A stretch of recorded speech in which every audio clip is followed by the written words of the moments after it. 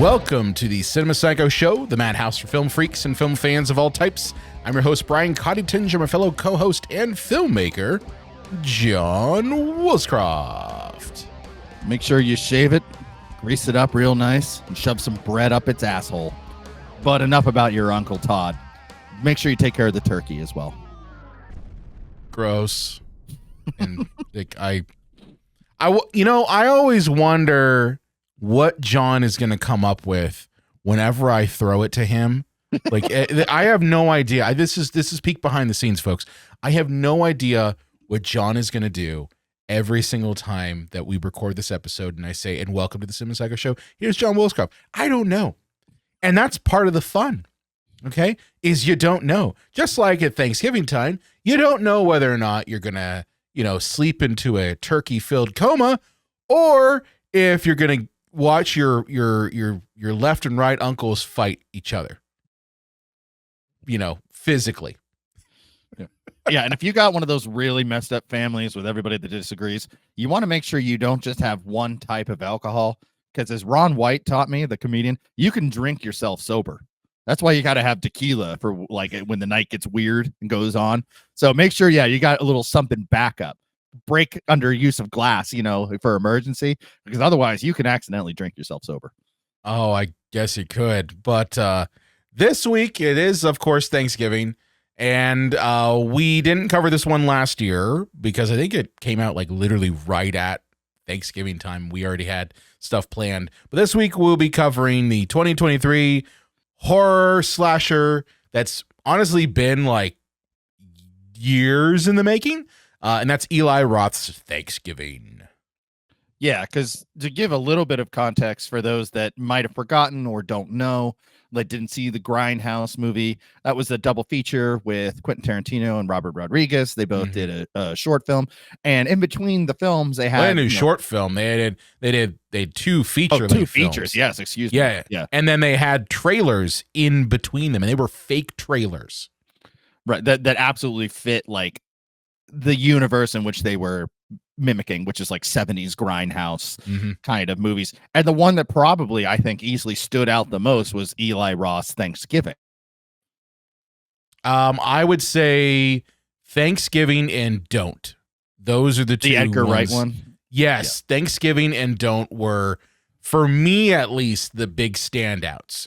I know like Werewolf Women of the SS, which was Rob Zombie's. It's all right. But it's like you're just getting a Rob Zombie thing, so it's like, Rob Zombie's not a real filmmaker. I love his music, I really do. Sure. But yeah, I don't like his films. I just can't get behind him. It's nothing against him. I don't like him.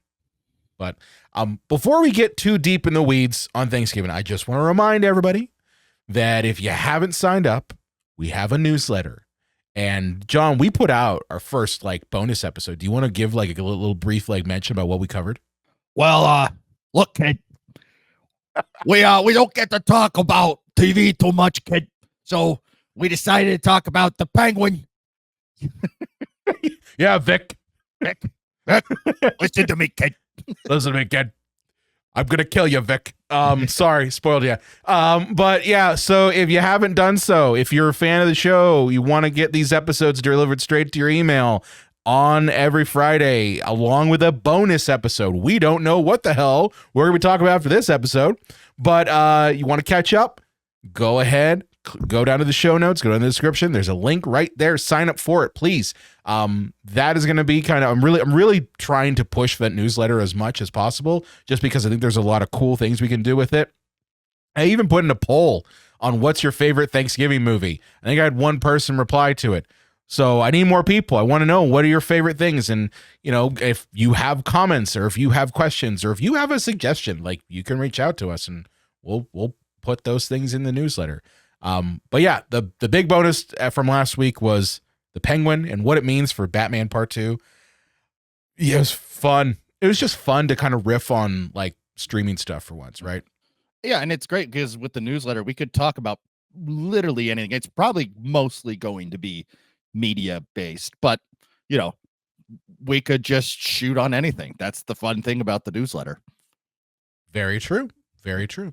All right, enough of that. What do I call it? Public flogging. Yeah, we'll call it that. So yeah, Thanksgiving. I want to go back to the Grindhouse thing. Okay, first of all, if you were not alive to experience the Grindhouse, like the actual like event of having two movies play back to back, man, you missed out. Like John, I think you and I were the only ones who like had this shared memory, even though we didn't know each other at the time. But we both like were saying, "Did you go see Grindhouse?" Yeah, I did. I did too. Like, I don't know anyone else who got to experience the Grindhouse event other than you.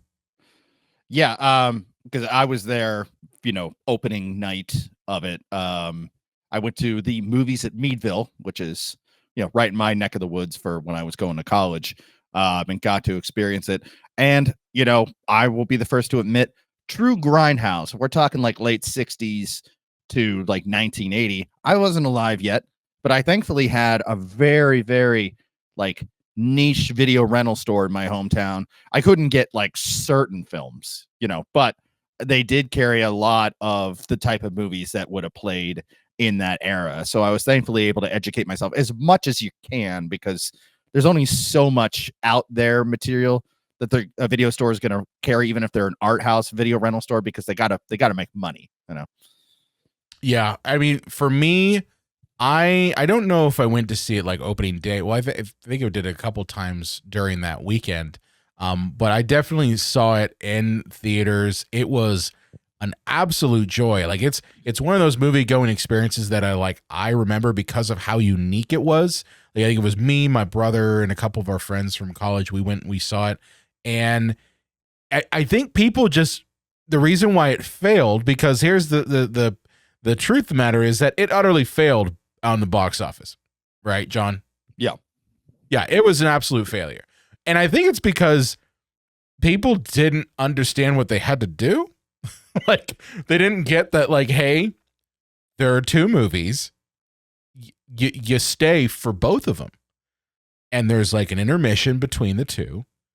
And they couldn't catch on that like this was an experience, right? Yeah. And I think in 2007 when this happened, people didn't get the idea of film being an experience.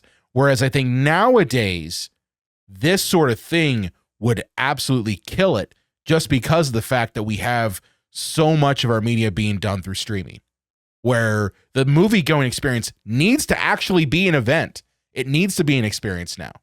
I'm thinking back to like the Barbie and Oppenheimer bullshit. And even now with Wicked being a thing where it is more and more of an experience rather than, oh yeah, I'm just going to go watch a movie. Yeah. It's, well, as you mentioned with streaming culture as well, like what has it been the past decade or a little bit longer? The whole, I binge watch blah, blah, blah. I watched all 10 episodes the night it came out. So I do think people are more prone to, that type of viewing experience, because everything kind of comes around. Like, I mean, even I remember when I was a kid, like, I'm just going to go to the movies all day. They didn't play back to back at the same theater, but I might just go and see whatever's out, even if it's crap, because I'm young, so like, I'll go see Batman Forever and Ed, the Pitching Monkey movie in 4 rooms. That's a good one. That's a good one. Ed, the Pitching Monkey movie. Was that like Matt LeBlanc? Yep. Like fresh off of his Friends fame. It's written by the guy who wrote Sandlot. So of course. Yeah.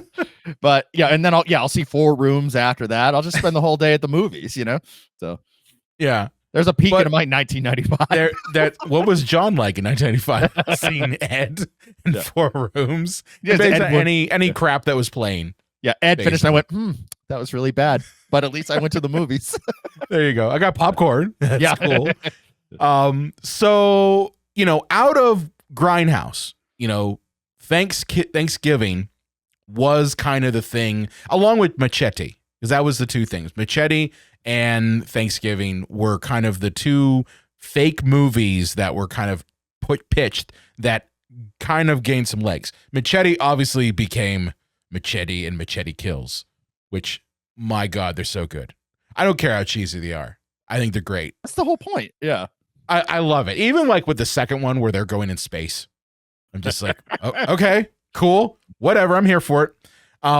But you know, Thanksgiving was always one that was on the back burner and struggled to get made. You know, I remember hearing about Thanksgiving, 10 years ago, and it being like, yeah, this movie's coming. And it's like, oh, when?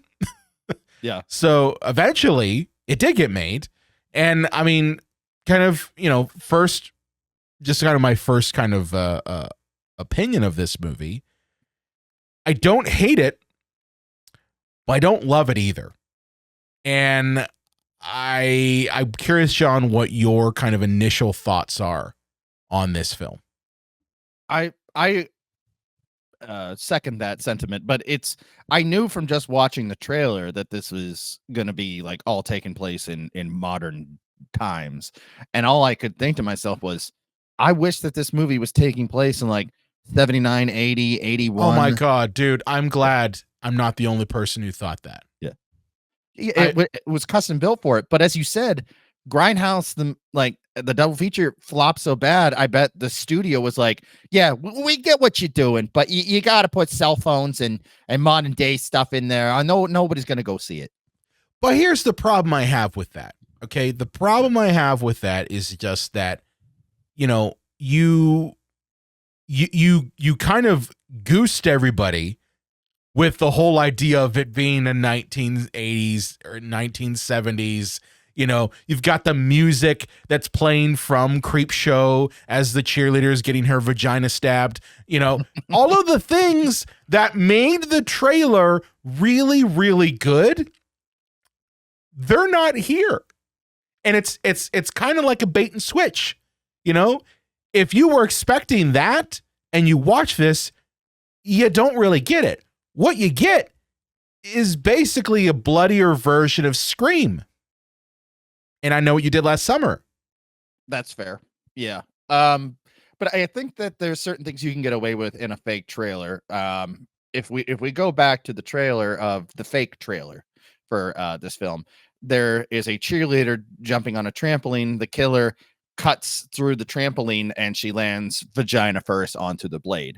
And it's supposed to be an homage to what is the most perverse, disgusting, offensive things we could do to draw people into a gore fest Grindhouse kind of movie. But it cuts away right at that moment. I think that if you did a feature film where you actually had that in the movie and it has to then just cut to her screaming and agony and bleeding, like blood running down her legs, now all of a sudden, because you have to show the impact of it, now you got yourself an NC-17 that you can't get out of. Well, I understand that. I think my point is just that this movie lacked the grit and feel that I think the trailer really had. Okay. And if you take out that shot there, which of course we're talking about, well, the most shocking shot of the whole trailer is the vagina knife scene, right? So if you take that out, and I understand, right? You can't show everything. All right, cool. Got it. But it just feels very sterile. Like this version of Thanksgiving feels very sterile, excuse me, when compared to the trailer. And I think part of that is because they tried to play it safe, even though the one highlight I will give this movie is that it is gore to the max, which that is probably the only saving grace of this movie. Yeah, it does feel that for the most part, like really any Eli Roth movie in the past, I don't know, decade, is that he's just playing it safe and painting by numbers. Because the whole idea of a Thanksgiving horror movie is that it's an homage to April Fool's Day, Happy Birthday to Me, New Year's Evil. After Halloween, there was no holiday that was safe that they wouldn't, even Friday the 13th, which is more of a novelty day on the calendar, not a real holiday, got a goddamn horror movie out of it, and quite a franchise for that matter. That the only one that really hadn't been done, yes, and we've covered the ones that have been done on this channel, but never really remembered was Thanksgiving. So it's remember all these cheap horror movies based off of holidays. So when you start to take that seriously, you're kind of missing the point of your own point. Right. And that's my point. It's just that, Thanksgiving absolutely played into the holiday thing. And honestly, John, like, I don't know about you, while I was watching this, I just thought, I'm like, this is a modern version of the Valentine's Day movie With Denise Richards and...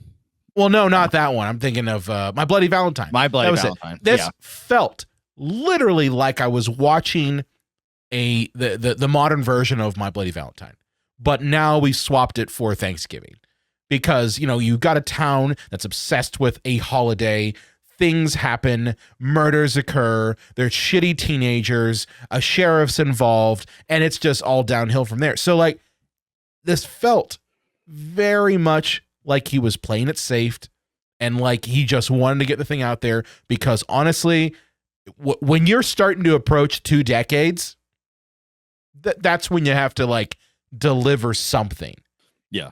That's what I felt like. He was like, I got to get this fucking thing out there so that every fanboy, when I go to a convention, doesn't ask me, when's the Thanksgiving movie coming out that you've promised for 2 decades? Where's Cabin Fever 2? Yeah. No, did anyone really ask for that, Cabin Fever 2? I never asked for any movie. He made a remake of it. Like, that's what it did. He's like, I'm not giving you a sequel. I'm giving you a remake. Yeah. Yeah. So, I mean, that's kind of my initial thoughts. I do want to jump into a little bit of the plot. So this movie opens up with one of the best scenes in the whole movie. This sequence should have ended after the opening credits. That should have just been the movie. Just do it as a short, Eli. Just do it as a short because you didn't need to do any more. This movie opens up by introducing us to the sheriff, played by Mr. McDreamy, or Dr. McDreamy, excuse me, for those people who watch Grey's Anatomy. Patrick Dempsey playing the sheriff, and he's going to visit his friend for the holidays, for Thanksgiving, and he's visiting his buddy Manny, who has a wife played by Gina Gershon, who seems really friendly with Patrick Dempsey. Mm-hmm. Mm-hmm. Mm-hmm. Yeah. And right here, John, even before I go into this, I'm like, oh, Gina Gershon's dead. Like, I'm like, she's gonna die, and something's gonna be very important with Patrick Dempsey, because I'm following the law of big name stars have big name characters in a tiny movie. Yeah, I think that this film with Patrick Dempsey did a good job of, like, oh, well, he's kind of the important authority figure, kind of like Alec Guinness and, for Obi-Wan Kenobi kind of thing. So it didn't, like, jump out at me that, well, spoiler alerts if you people haven't seen it, that he's the killer. Oh, I knew it immediately. I knew immediately it was him. But it's not as bad as the Five Nights at Freddy movie that we did, where you see the guy from Scream playing Matthew Lillard playing this microscopic role, and it's like, he's the killer. That's him. Well, I just immediately, when I started, like, okay, we're not gonna know. I'm like, one of these 2 big name actors is gonna die. So I'm like, whoever it's gonna be. Oh, Gina Gershon's dead. Okay, it's gonna be Patrick Dempsey. And I'm like, he's just too fucking nice in this movie. And he's very like, I just want to know what's going on. I just want to be helpful. And I'm like, dude, you're the fucking killer. And so when it's revealed, spoilers, and we're jumping way far down the line. But I just, when it's revealed, I'm like, yeah, I knew. I wasn't surprised. Because there really is a rule. And I see this oftentimes when I'm watching, like, Law and Order Special Victims Unit. Whenever the guest star is a big name actor or actress, 9 times out of 10, that's the person who is the criminal of that episode. And this movie kind of follows that same logic. There is a great Law and Order SVU with Kyle MacLachlan where he shoots a kid in the face. So you should check that one out. Little sidebar.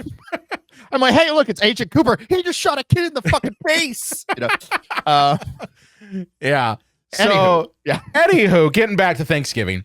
one of the things that happens at this little dinner, this little Thanksgiving dinner, is that Manny has to go to work at this universe's version of Walmart, which is called Right Mart. Named after Mr. Right. Named after Mr. Right. And yes, it is very much playing off of the news stories at the time of Black Friday being done on Thanksgiving.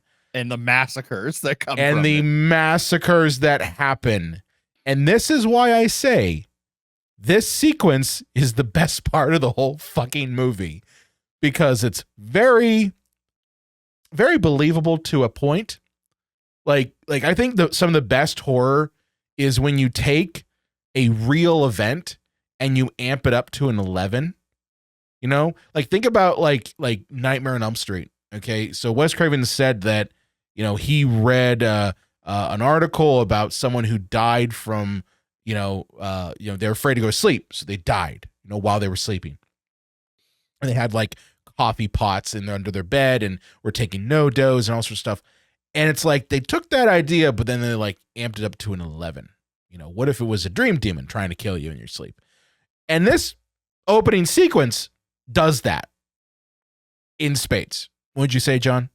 Oh yeah, there's people like being trampled. There's people who's like glass is cutting their throats open. Like the women getting their scalps ripped off, all for like waffle irons. It's all for a waffle iron. Yeah. And so, the whole premise of this is that these group of teenagers, one of them being like Mr. Wright's daughter, is, they somehow sneak in because, they're asshole teenagers. They're going to die. It's her dad's store. She can get him in the back. It's her dad's store. She can get in the back. But yeah, they go in and like cause everyone in the outside to kind of be like furious that they get in to get their waffle irons and Nintendo Wiis and whatever fucking shit very early. And it causes kind of a frenzy.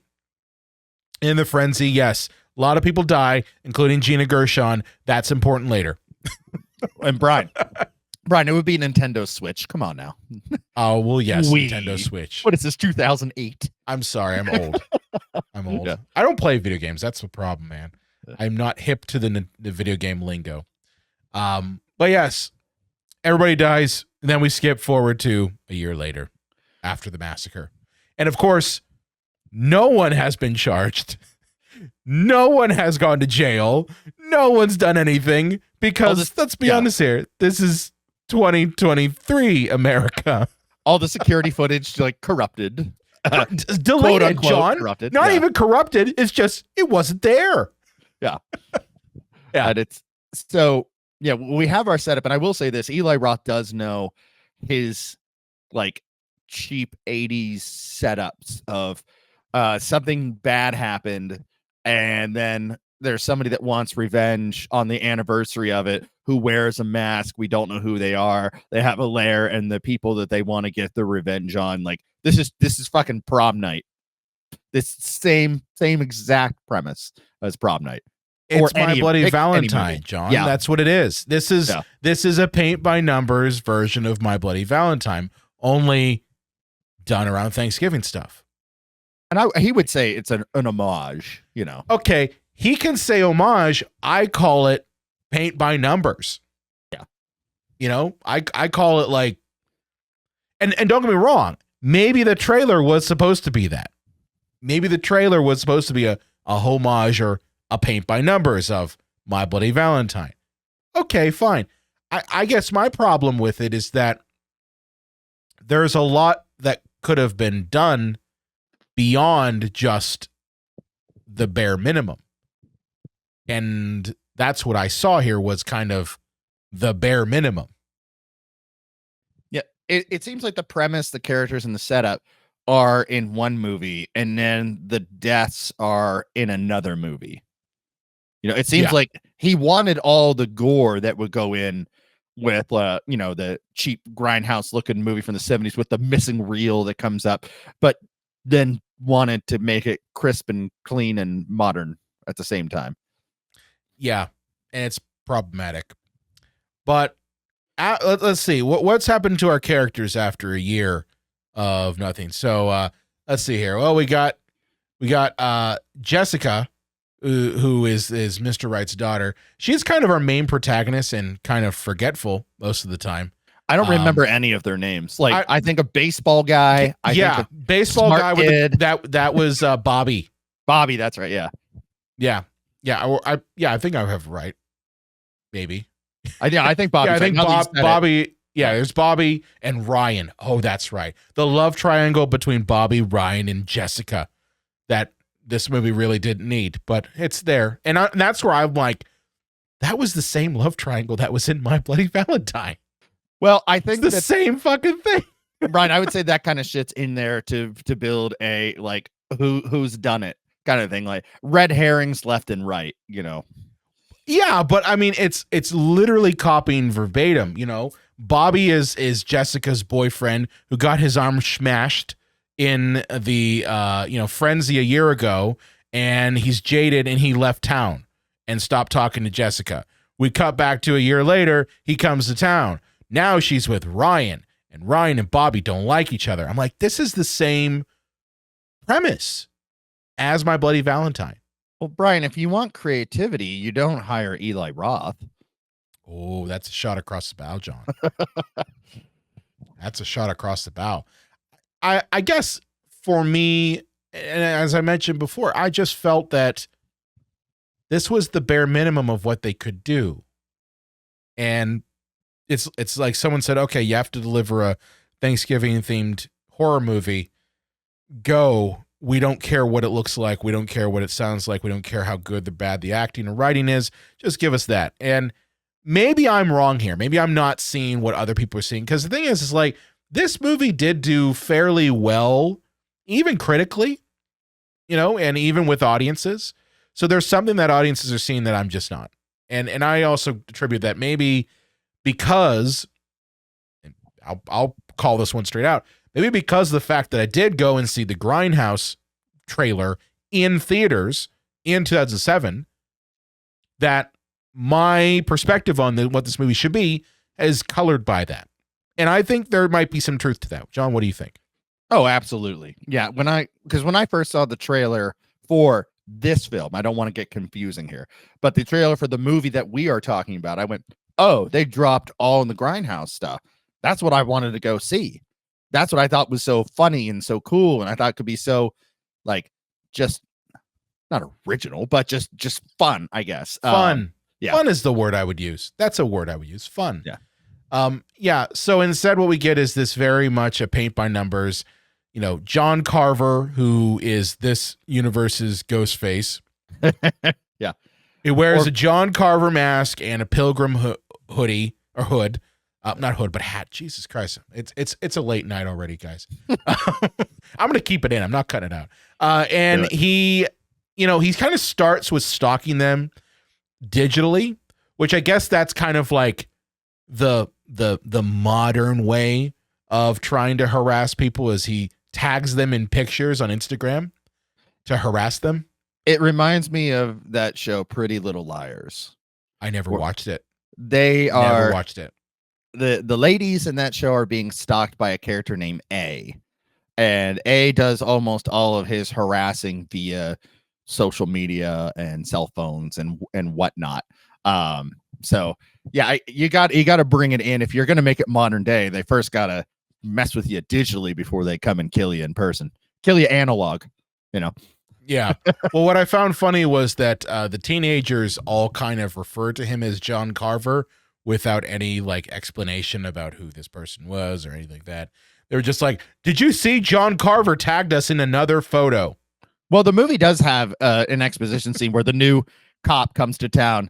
He goes, John Carver. Yeah, that's the first mayor of, Plymouth or something like that. I can't remember. I apologize for history buffs. That's probably not accurate. No, I think that is actually like what you got there. And we had Patrick Dempsey going, you did your homework, so they do like give you just a little bit of exposition if you don't know your history. Yeah, but the teenagers don't know that though. I mean, they grew up there. Maybe they do. I guess so, but it's kind of a meh thing. Wait, Brian, do you know who Bill Cower is? Yes, I know who Bill Cower is. Because you grew up in Pittsburgh, but you've never watched a football game in your entire life. So no, but I'm surrounded by Yenzers. That's all I got to say. If anyone's ever come to Pittsburgh and they've been here, even if you're here for like 2 weeks, you'll know who Bill Cower is, and you'll know what the steel curtain was, and you'll know all of that stuff. The Immaculate even Reception. if you're only here. Yeah, Immaculate. It's literally in the airport. Yeah. It's in the airport. Yeah. But getting back to the movie, we get our first kill of this, which, we find out kind of what Carver's MO is he's targeting people who were at the slaughter a year ago. Okay. Right, well, two groups specifically. Yes. One being the jerk off kids that got in the store and antagonized the people outside, and those who were at the very front of the gate who just said, fuck it. And they were the ones that led the battalion to crush the security people at the door. Yes. And the first one to get it is one of those ones who really, oh man, she gets it bad. She's like the waitress at the diner, and she gets literally disemboweled.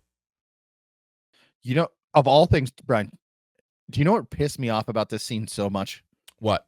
She goes to use her cell phone and it's all covered in blood, so she can't use it. She can't use her eye contact. She can't use her finger scanner. Her face like frozen too, right? Yeah. Right.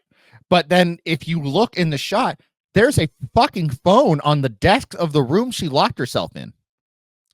That is 80s logic right there, John.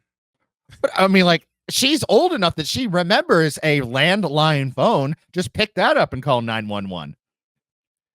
That would not work for the movie, John. Why didn't the set designer take the phone away then? Take the phone out of the shot. Because it's an Eli Roth movie, John. Fair. Because you know what it was, John?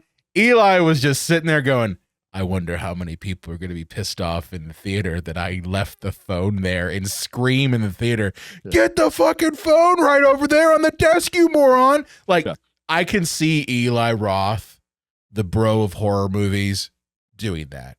Like, I can see him doing that. Just being like, I'm going to fuck with you guys right there and put that in there. Because, yes, you probably during that scene were like, answer the fucking phone. It's right there on the desk. Like normal people would. But I like the scene. And this is one of the first scenes you get where you're like, yeah, the level of gore that we're going to get here is up to a level that I think most movies won't ever go to nowadays. Like, this is some pretty extreme levels of gore done either practically or with really good use of VFX. Like, there wasn't anything in here that I'm like, oh yeah, that's fake as shit. It looks really good. I think every one of the kills in this is really good. And very shocking, and almost like makes your stomach turn, which I'm like, that's a sign of a good gore shot, is if, you can make my stomach turn. I've seen, so many horror films, over the years that like it really doesn't do much to me. But this one, like, she gets her face like frozen because he dunks her head in water and then attaches her face to like the freezer door, so she's like, her face gets stuck to it and rips it off. Hence why the face ID doesn't work on the phone. And then she gets completely disemboweled and her guts ripped out because her body gets smashed into a car and correct me if I'm wrong, isn't a car and a garbage can? Yes. Yeah, like outdoor garbage can. And then half her body goes on top of the Right Mart sign, and the other half goes into the dinner setting that the pilgrim is setting up. I'm gonna call him the pilgrim because that's what he is. Yeah, and how the John Cava got the body up onto the roof of Right Mart, unclear. Don't ask any questions, John. Yeah. Well, so I saw this last year. That was fine. I didn't necessarily need a rewatch, but then we're like, well, why don't we do it for the show? So I'm like, okay, well, it was a year ago. I need to rewatch this and refresh my memory on a lot of stuff. But watching it again through the lens of knowing that Patrick Dempsey is the killer the whole movie, it does not add up at all. I mean, there should be monuments to the plot holes in this movie. How so? Give me some examples. Here's an easy one. So they're in the school, and they're in the which this must be a pretty rich school because they have a cosmetology classroom I noticed that too. I'm like, what the fuck? I don't know Yeah. any school that has cosmetology class, right? Yeah, so they got tons of like fake heads where you can try out doing haircuts and stuff, and there's a bunch of like hairsprays and stuff in there, and Patrick Dempsey is in the full John Carver outfit, and he goes to attack one of the female students. I think it's our main lady, and It's Jessica. Yeah, and she sprays hairspray in his eyes, and she runs out of the school. And seconds after running out of the school, there's Patrick Dempsey going, whoa, hey, are you okay? What's going on? His eyes are perfectly fine. Shows no signs of having hairspray sprayed in his face. And so not only did he get over having his eyes sprayed instantly, he took off his costume, was able to maybe take it to his car, throw it in his trunk, put his police outfit back on, and within seconds just show up right next to her and show no signs of having toxic chemicals sprayed in his eyes. I'm glad you bring that up because the same thing sort of happens at the very end. Well, not the very end, but like right before like the twist, where John Carver is like chasing after Jessica and, through the woods and everything. She escapes and then immediately comes across Patrick Dempsey knocked the fuck out. Like, yeah. Like right there. So like it, and maybe this is something that, I don't know, they're going to expand upon in the sequel because I believe they still are going to make a sequel to this because it did actually make a lot of money. Its budget was only $15 million and it made $46 million. Only 15? 15. That was it. God, how much did they give to Patrick Dempsey? He had to be half the budget. At least half the budget. But maybe it's going to be that the sequel is going to talk about how there was really a second person. Right? Because that's the only way that you could fill the gaps of how Patrick Dempsey was able to very easily be where he needed to be after, stalking and killing somebody. Yeah. Maybe that's the logic they're going to go with. But I do want to talk about the douchebag teenagers because they kind of are just forgettable. Like you've got some here, like we talked about Bobby, who's the golden arm guy who really is just there to kind of be the brooding ex-boyfriend. Ryan, who's kind of, I don't know why he's there. He's supposed to be the new boyfriend to Jessica. Then you got people like Evan, Scuba. These are real names. The even-tempered beefcake. Well, Evan is the douchebag streamer. Right. Yeah. And then you got Yulia, who's forgetful girl. Blonde. Number 2. Blonde, yes. Yeah. And then like all of these characters are just there to die. Like they really don't serve any other purpose other than, hey, we need these characters to die. You need a body count, You need a body count. And like maybe this is like the stereotypical like, slasher tropes here. But I guess the problem I have with them is that, Eli Roth clearly wasn't going to give us what we wanted, which was a 1970s, 1980s slasher film set in that time period, right?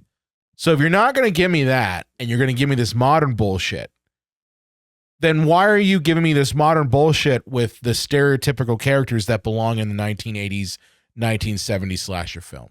You know what I mean? It doesn't fit.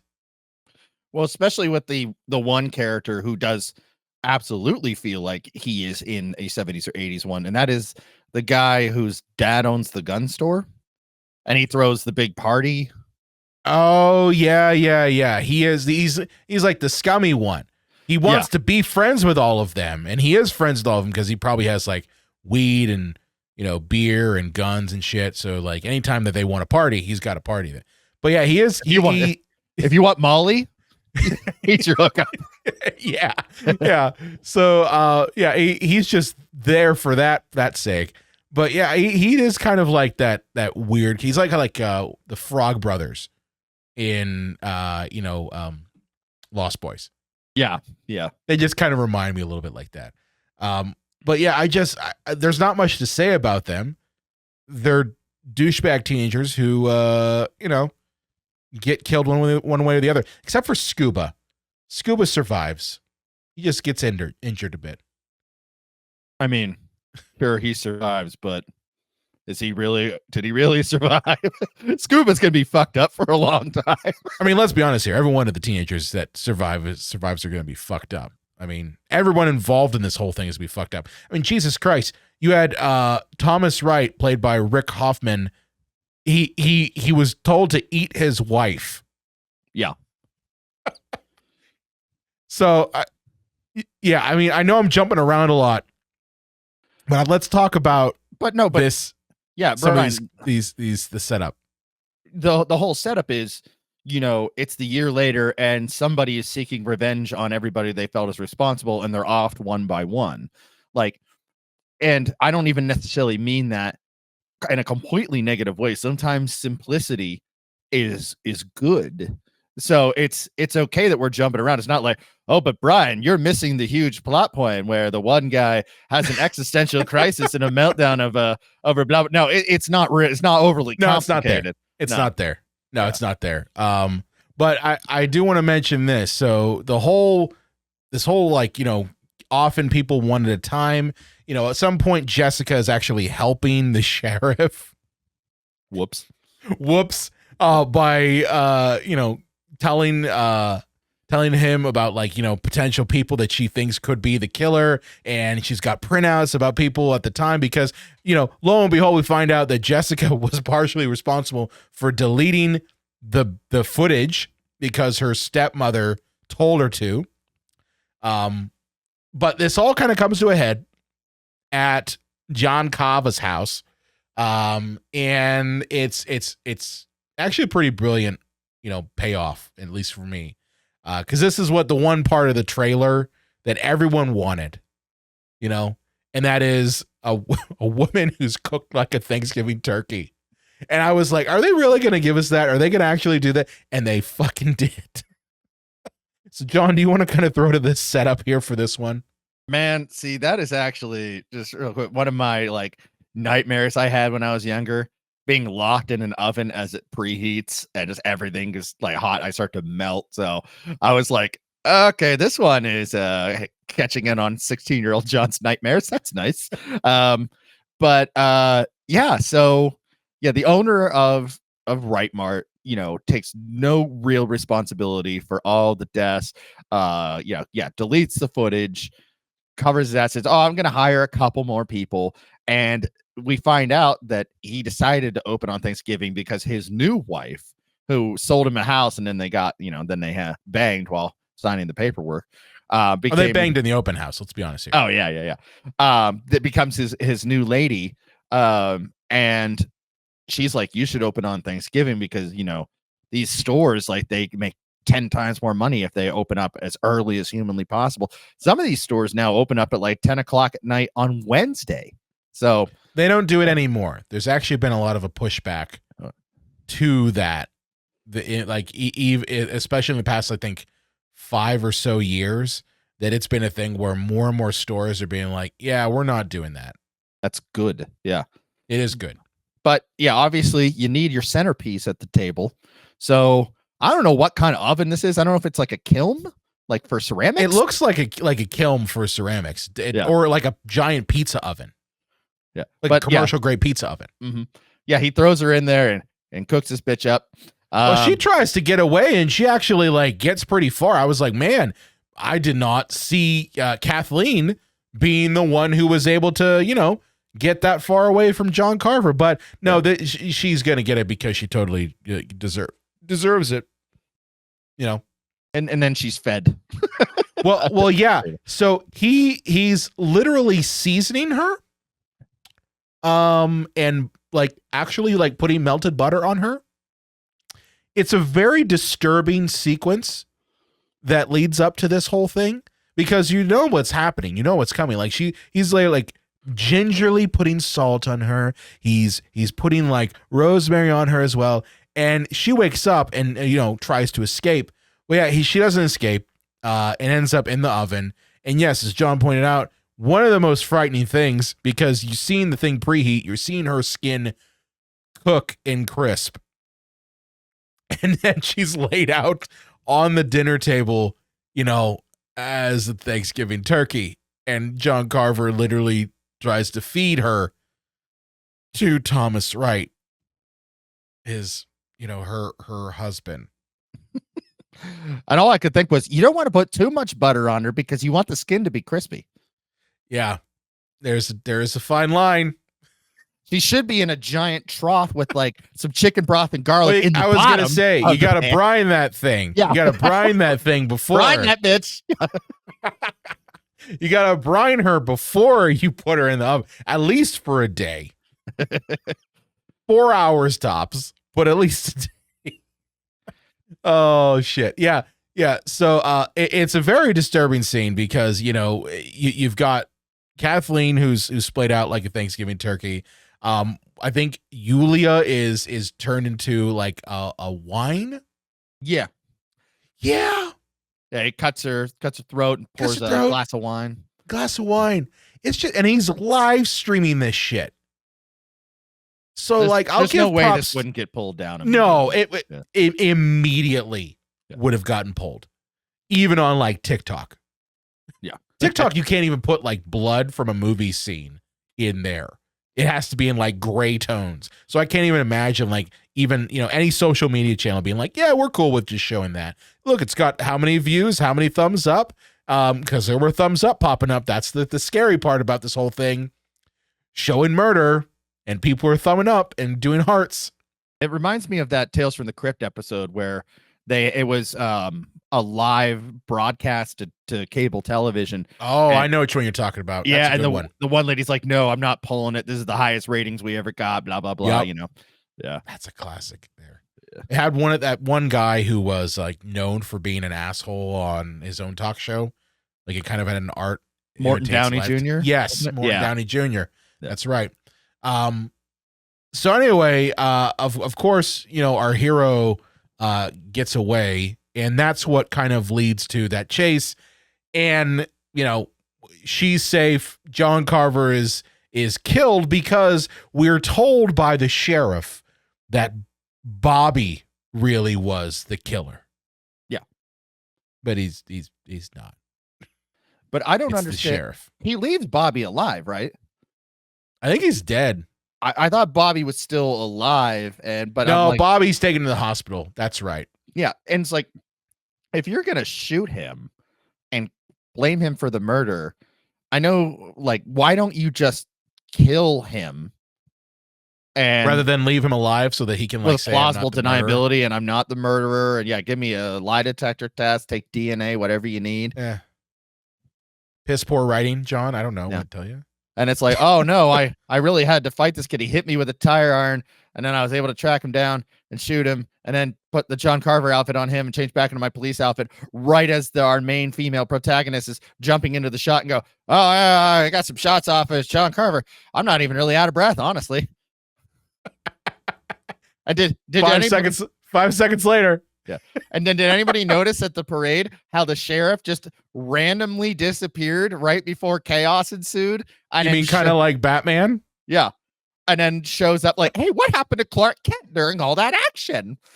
I did notice that too. Like during the parade sequence, I didn't mention the parade sequence, because that's, I think, probably the second best part of the whole movie. Well, no, the reaction to the parade is the second best part of the movie, because that one guy in the turkey outfit gets his head cut off and then cuts to this little kid screaming bloody murder, and I laughed out loud. I'm a horrible person, but I laughed and bust out fucking laughing. Yeah. I just bust, because he holds on the shot of that kid just screaming his head off and all of the chaos ensuing. But you're right. Where's Sheriff Newton at? Or Newland? He's not there, because he's the one who's killing people. Hey, Sheriff, you sure are sweaty at the Thanksgiving parade. And where were you when everybody was dying? I was investigating. Yeah. So the reveal comes in. I almost had to take a step back from, like, are you fucking kidding me that this is how we're going to reveal that he's the killer? So the reveal comes because Patrick Dempsey happened to run through the woods where there were the little Klingon little Velcro trees. You know what I'm those talking about? little annoying things. Those Yeah, little they stick to annoying your things. clothes They and stick stuff. to your clothes. They get everywhere. They're not Jagger bushes. That's a different type of thing. I'm talking about little Klingon Velcro thingy-me-chicks. Yeah. Apparently, that was the dead giveaway to Jessica that the sheriff really was John Carver. Meanwhile, he couldn't just have dirty shoes and pant, legs. Like he Well, couldn't just. it's also a thing, John. Like you're telling me like he couldn't have just been investigating and got that shit on him. You're in Plymouth, Massachusetts. I'm sure like everywhere those fucking things are. You know. Well, the thing is too is this movie runs in at an hour and 45 minutes, which means that we have a 105-page script instead of a 90-page script. And I wonder if Eli Roth got to like page 100 and went, "Oh shit, I need to wrap this up." So I'm just gonna have Patrick Dempsey's brilliant, shrewd murdering mastermind just admit to all the murders to this woman because his shoes were a little dirty in the police station, by the way, that he can't just get rid of her because there are still other people in the police station. I'm sure, what is he going to do? Like knock her out and go, "She got real sleepy. I'm going to throw her in my trunk, guys. I'll take her to the hospital." So yeah, he just admits to everything. Like it's a murder she wrote, Yeah. I it almost felt to me like a TV show at this point. Like it was, hey, the episode has to end pretty soon. So let's wrap this fucker up. And yeah, he gives us his reasoning behind all of the kills, which is that I guess Patrick Dempsey, being, Sheriff McDreamy, it's kind of hard for him to find women's and find, companionship. So he ended up cheating with Gina Gershon. And cheating on his best friend. Yeah. And they were going to have a baby. And yes, that's right. Because that's the thing. Not only did they kill his soon to be wife because she said she was going to leave him. I don't know if I buy that. Just saying. I don't know if I buy that. And yeah, it also was a thing where she was also pregnant. So not only did they kill his wife, his potential wife, it was going to be his new family and his whole life. So that's why he's gone on a murdering kill spree. Which is such, I mean, I know, again, it's homage to shitty early 80s slasher movie writing, but the whole idea that this man who was, as far as we know, a perfectly sane, reasonable, charming man about town and a symbol of authority, which, say whatever you want about cops, but he's not portrayed in any way as like a sinister, nefarious version of a police officer. He's not Denzel in Training Day. Seems like an upright guy, that this would happen to him, that he would turn into the most sadistic, maniacal, sociopathic killer ever to walk the earth. It doesn't add up. And also for him to keep the guise of everything's fine for a calendar year is not like he left the force and disappeared, while he just was underground, slowly losing his mind, bottling his piss and, wiping his ass with pine cones. No, he seemed perfectly rational around everybody. It's so cheap. It's so cheap. Yeah. And I think the problem too is, and again, I keep going back to this, but I think there's truth to this. This sort of thing works well if we are playing the game on it being an 80s horror movie. Yeah. The fact that this is set in modern times hurts this film when you get to this part. Because it would make sense, right? If everything was set in 1980 or 1979, and where everything looks that way and everything's presented that way, and maybe it does have a little bit of that Grindhouse feel to it. Not saying you have to have all of the different things that go along with it, but there's something to be said for the style matching the story, and that's where I think there's a disconnect. Yeah, because when the you style doesn't match a story. when you try to do everything competently, and like with some level of intelligence, and it falls short, like, because it reminds me of a movie, Christmas Evil, which Oh yeah. the premise is the little boy who loves Santa Claus so much, one of the two brothers, goes to the stairwell and sees his dad, who's dressed up as Santa, gets a little drunk, and he's basically almost finger blasting the mom in the living room.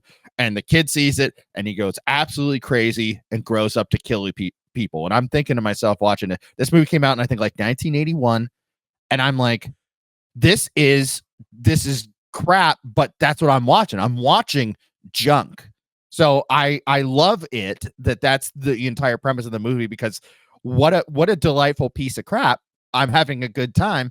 Where this movie, when it's got all the flair, bells and whistles of a modern day movie with mainstream actors, it looks beautiful, it's shot competently, it's edited competently, the sound's on point. For that to be the big turn, it's like, no, you didn't make enough. This wasn't junk food enough for you to have such a junk food ending. You know what it reminds me of?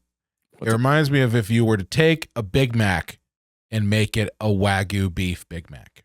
Mm-hmm. Yeah, you know what I mean? Take the patties out, keep the lettuce and the cheese in, but yeah, but you not even that. Like you make it a high class Big Mac with Wagyu beef and all the fixins, but the fact of the matter is, like, that's not, at that point, it's not a Big Mac anymore. Yeah. And it's not going to appease the people who want the high class food. It's not going to appease the people who want the junk food. You failed at both ends. And again, I think, John, that because I already can tell we're going to get people in the comments saying, fuck you, Thanksgiving was awesome. Okay, cool. Glad it worked for you. But I think that John and I are approaching this from a standpoint of like, this was supposed to be made based off the trailer that came out from Grindhouse. And there is an expectation that has to be met there. You wouldn't have this movie if it wasn't for that fucking trailer. Yeah. And you can look at the other movies that have come out. I mean, Jesus Christ, you had Hobo with a Shotgun that was made off of a fake trailer, and that ended up being an insane fucking movie that mimicked the trailer that came out. The same with Machete, and the same with a lot of the other movies that come out based off of those fake trailers. So, I mean, there's something to be said for it, that it has to match the style. All right. So I got some reviews. Excellent. John. All right. John, you have not seen these, right? I have not. No. You have not. Okay. Just like you have no idea what I'm going to say at the top of the show, I have no idea what these trailers are going to say. John has no idea what these reviews are. I pulled 2 this time from Rotten Tomatoes because I was finding too many good ones.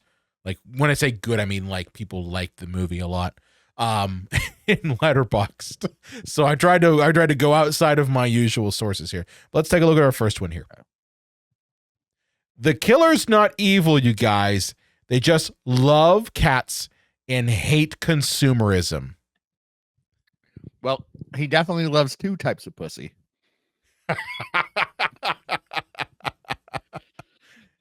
Yeah. I did find it funny that he didn't kill the cat, because I'm like, that's good. That's good. Because I think there's a thing where we can forgive someone for killing people in a movie, but don't you fucking touch a cat or dog. Ever. There is a saying in screenwriting 101, save the cat moment, where, you need to have your character do something that gets you on their side. And the stereotypical thing is, oh, he just saved a cat from getting hit by a car or out of a tree. It's like, oh, this person is likable. So even though this person just killed somebody, he made sure the cat had enough food and water before he left. So he did. He's an animal friendly murderer. But I have to say, just because he hates consumerism and likes kitty cats, he did put a human woman who was flawed, mind you, but a human woman to grill alive in an oven. So I don't think you could say he's not evil. So what you're saying is you wouldn't call him a feminist, right? Yeah, not exactly. No. At least he didn't. At least he didn't put stuffing in her. Oh yeah, that's right. You didn't do stuffing. It's kind of passe to do stuffing in your turkey nowadays, right? If this had been like the 70s or 80s type of, that would have happened. Oh, big absolutely. globs of bread in both holes, but gross, so gross. Oh shit. Let's get to review number 2. Like Thanksgiving dinner, you expect it to be great and it starts out good. But then you remember what it's really like and you just feel bloated and sleepy at the end. Too many cliches and WTFs for it to be any real fun. Bravo. Very well put. That's a golf clap there. Yeah. No, I mean, don't get me wrong. Like this is an okay movie. It's I mean, I've seen much worse. And I think that if you're looking for a Thanksgiving horror movie, this is probably good enough. I'd also say, like, there's other ones out there, like Thanksgiving. You know, that's a classic there. There's a bunch of other ones too, like Blood Home Rage. for the Holidays. What was that? Blood Rage. Yeah. Blood Rage. Yeah. So I mean, there's ones out there, but I mean, if you're looking for a modern-ish Thanksgiving movie, this is all right. But as this review pointed out, it starts off strong, but then just kind of goes deep into the cliches, and it just doesn't offer anything new. It's a hard holiday to make movies about because it really is people just getting together and eating food. Like Christmas is all about the majesty of the season and believing and miracles, and Halloween's all about all the spooky and the skeletons and the zombies and everything else. Like those two holidays lend themselves so easily to film and television. Thanksgiving is about people just eating too much and farting and pooping the rest of the night. It's a good description there, John, especially for our audio only audience. I'm sure they love that you just did a description about farting and pooping. Nasty. All right, let's go take a look at review number 3. And this is from Rotten Tomatoes. With stronger plotting and characters worth rooting for, this raucously amusing but forgettable genre carve-up might have stirred more gratitude. That's from Kevin Harley of Radio Times. I tend to agree. Yeah, because I remember this scene with Scooby, and I think Scuba? You mean Scuba? Yeah, Scuba. Yeah, sorry. Remembering the gun guy called him Scooby Snacks. But Scuba, like, finding his girlfriend dead and his, like, legit reaction of just immense sadness. And I'm like, this actor's acting too well for this scene because Eli Roth didn't earn this. Like, if this guy's name wasn't Scuba, I wouldn't know his name. He doesn't really have a character other than reasonable jock, Reasonable. That's a good one there. Reasonable jock who is less of an asshole than primary jock asshole, right? Yeah. But And no, I agree. Guy and blonde girl, and I agree. Like Yulia gets garroted, not garroted, but she just gets like flayed through a buzzsaw, and his response is, "Oh my god, what do we do?" That's supposed to be your girlfriend, dude. Like, maybe like act a bit, like just tiny smidge, just a smidge of acting might have been nice. But yeah, it was a lot of that where I think that Eli Roth is good at directing gore for gore's sake and visuals, but less on the directing of actors, like getting performances out of them. Right? He's not there to direct actors. He's there to show as much blood and guts and tits and ass and collect a paycheck, and hang out. You really don't like him at all.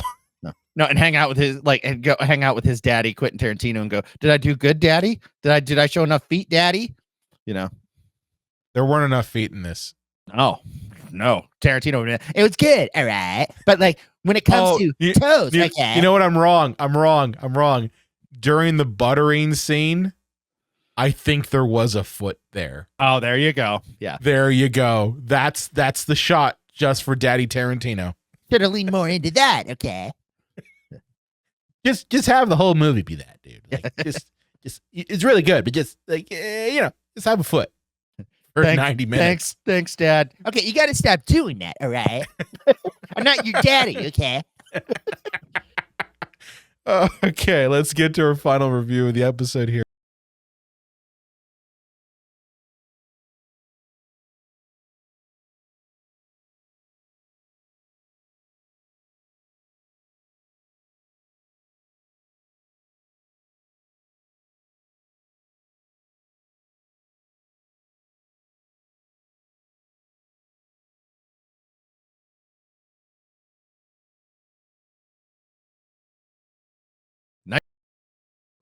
Yeah, no, that's I like to see a critic who knows their shit and is very easily like, yeah, no, you fucked up. This isn't like what you're trying to make.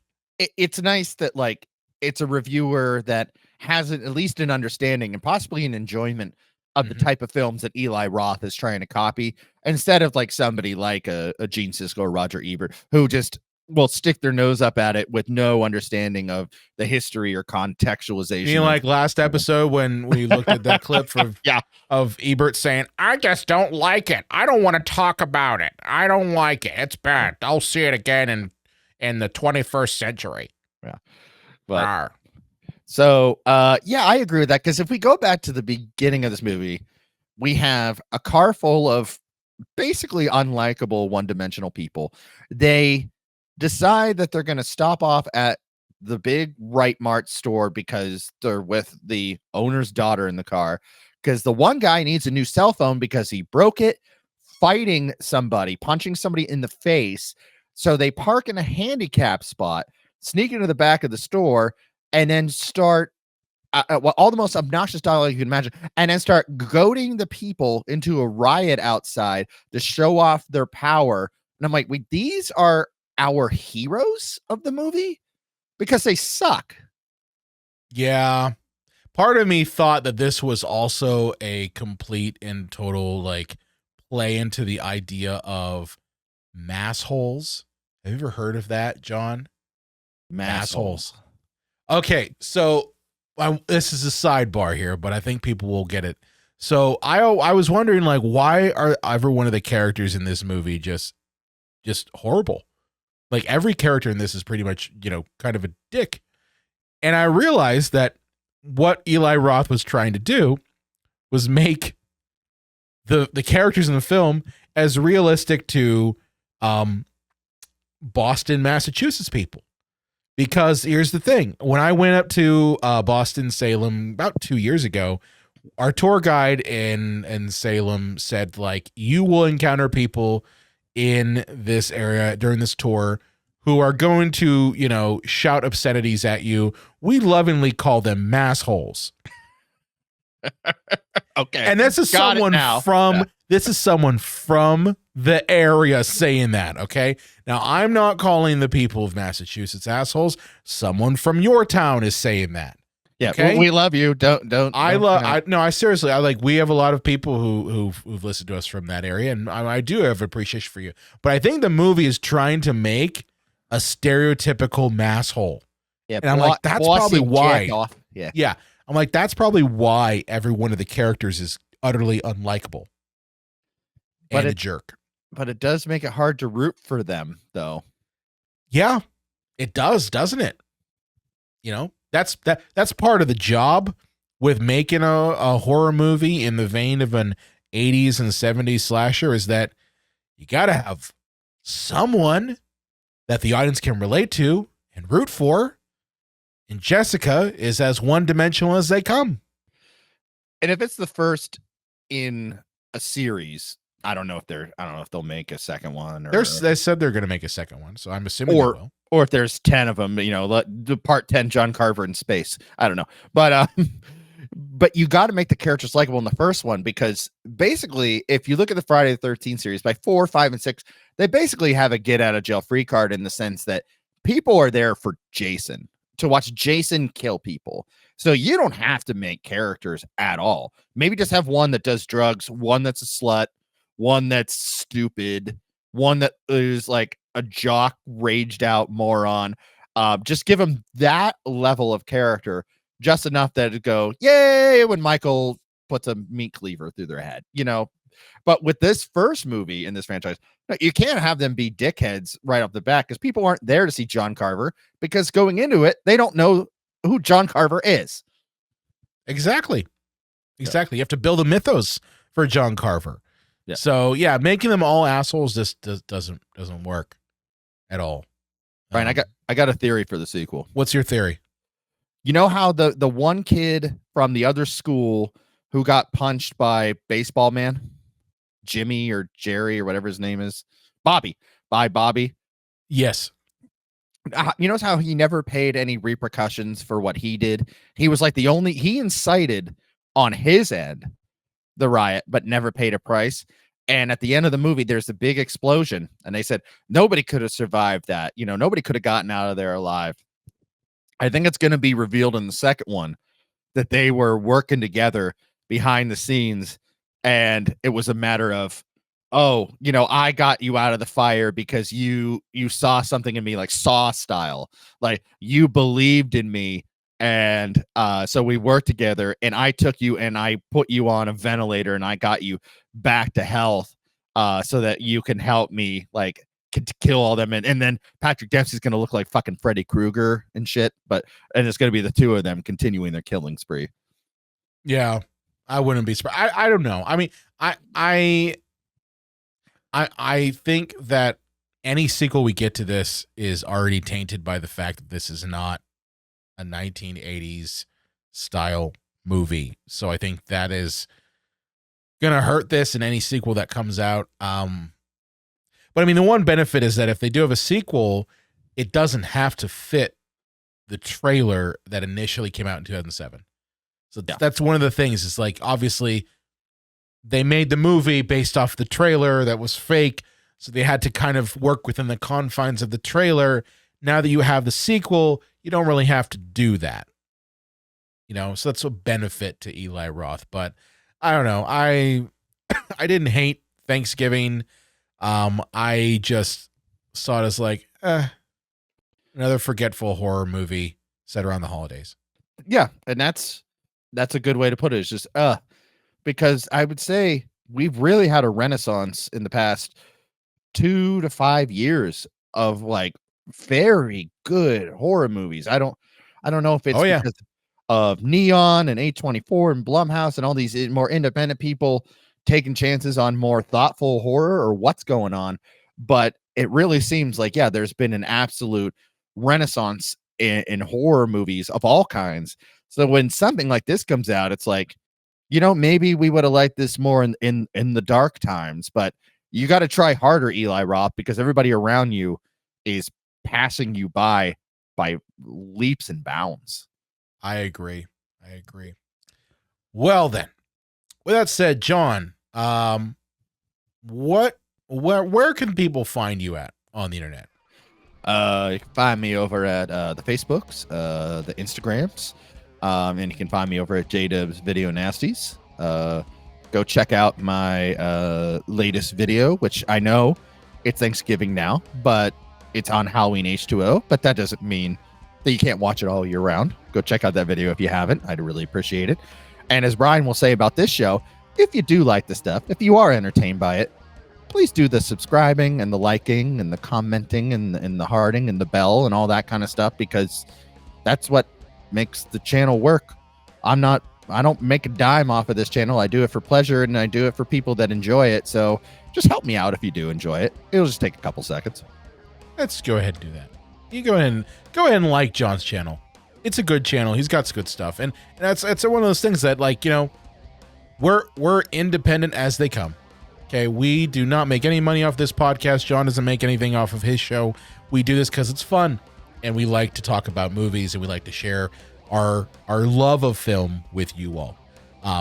Of course, with that said, if you like this show, do me a favor, share the podcast with your friends and family, you know, especially if you're at Thanksgiving time. You know, if you've got a cousin who loves horror movies and you listen to this episode, you're like, hey, go ahead and check this out. Or maybe, you know, you've got anyone who in your family who loves just movies in general. Maybe they like this stuff. Share it with them. just take your phone out, say, hey, go ahead and open up your podcast app of choice and listen to us there. With that said, though, if you want to, you can go to cinemapsychoshow.com/follow, and you can follow us on all of your favorite podcast platforms. We got them all right there. Just press one button and boom, you'll be able to subscribe to us wherever you listen to us. And of course, if you are watching us here on YouTube, hey, thanks for doing that. Just as John had mentioned with his podcast, with his channel, not his podcast, do me a favor, hit that like button, hit that subscribe button, hit that bell, because that really does help us out. And of course, if you want to get your podcast episodes delivered directly to you, do me a favor. I mentioned this at the top of the podcast. Subscribe to the newsletter. We're going to have a new uncut reel that goes out this Friday with this episode. I don't know what it's going to be on, but you don't want to miss it. It's only going to be on the newsletter. I'm not posting them anywhere else. They're going to be just for that audience there. So click the little link down in the description of this episode to subscribe to the newsletter so you always get this episode on the regular as well as that bonus episode. With that said, we will see you next time.